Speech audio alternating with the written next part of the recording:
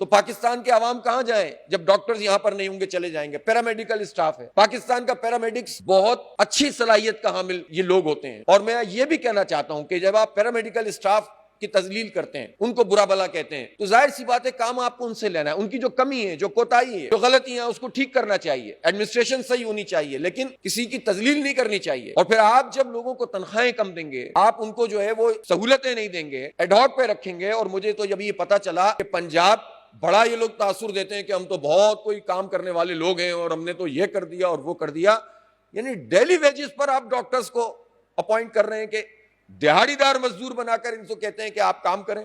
شرم بھی نہیں آتی ان کو؟ کوئی کانٹریکٹ کر لو چلو، لیکن آپ دن کے پیسے طے کر کے ڈاکٹروں کو اس کام پہ لگا رہے ہیں، تو آپ سوچ سکتے ہیں کہ یہاں پر ہیلتھ کے پورے شعبے کی کیا پوزیشن ہے۔ اور پھر اس پر یہ حکمران طبقہ، یہ خاندانی نظام پر مسلط لوگ، جن کی اپنی پارٹیوں میں ڈیموکریسی نہیں ہے، فیملی انٹرپرائزز پر مسلط ہیں، یہ کہتے ہیں کہ ہمیں تو سرکاری لوگ چاہیے ہی نہیں۔ کیوں نہیں چاہیے ابھی سرکاری لوگ؟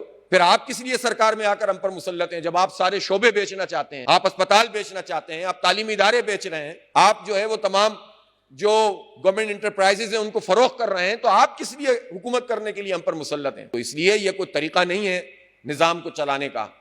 میں بالکل ان تمام جائز مطالبات کی حمایت کرتا ہوں کہ جو YDL نے یہاں پر پیش کیے ہیں۔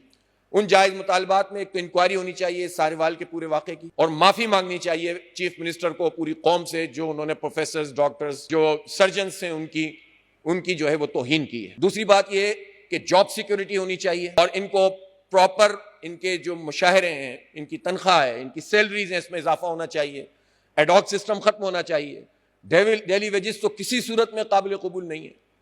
اور اسی طرح تمام جگہوں پر بیک وقت جو ریویمپنگ کا کام کیا، اس سے لوگ متاثر ہو رہے ہیں۔ میں نے ریکویسٹ کی تھی اپنے دوستوں سے، یہ نوجوان ہیں، ظاہر ہمارا مستقبل ہے، کہ آپ اسٹرائک کی طرف نہ جائیں۔ انہوں نے ہمیں پوری صورتحال بتائی ہے، جیسا کہ آپ لوگوں کے سامنے بھی بات رکھی ہے، کہ انہوں نے آؤٹ ڈور کی صرف جو ہے وہ سروسز آف کی ہوئی ہیں اور باقی کر رہے ہیں۔ میری تو ان سے یہ بھی ریکویسٹ ہوگی کہ آپ وہ بھی، ظاہر پیشنٹ ہم میں سے ہی ہیں، عوام پہلے ہی بہت پریشان ہیں، تو آپ اس کو بھی کال آف کر دیں، لیکن آپ اپنے مطالبات سے دستبردار نہ ہوں، اور جماعت اسلامی آپ کا مقدمہ لڑے گی۔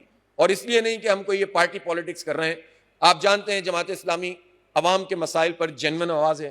پارٹیوں کو اس وقت فکر نہیں ہے کہ وہ عوام کے ایشوز پر بات کریں، سب کے اپنے اپنے کام چل رہے ہیں۔ آپ دیکھ رہے ہیں نا اسمبلیوں میں کیا ہو رہا ہے، روٹ رہے ہیں، منائے جا رہے ہیں۔ تو روٹنا اور منانا، نورا کشتیاں کرنا، یہ سب جو دھندا چل رہا ہے، بجٹ پھر یہ پاس کرا دیں گے اور اپنی اپنی قیمت وصول کر لیں گے، اور پوری پاکستان کی قیمت اس طرح سے لگاتے ہیں۔ کوئی 2 وزارتیں لگاتا ہے، کوئی ایڈیشنل سیکرٹری کے پر بیچ دیتا ہے، کوئی جو ہے وہ IMF کی اس غلامی کو اس طرح سے قبول کر لیتا ہے۔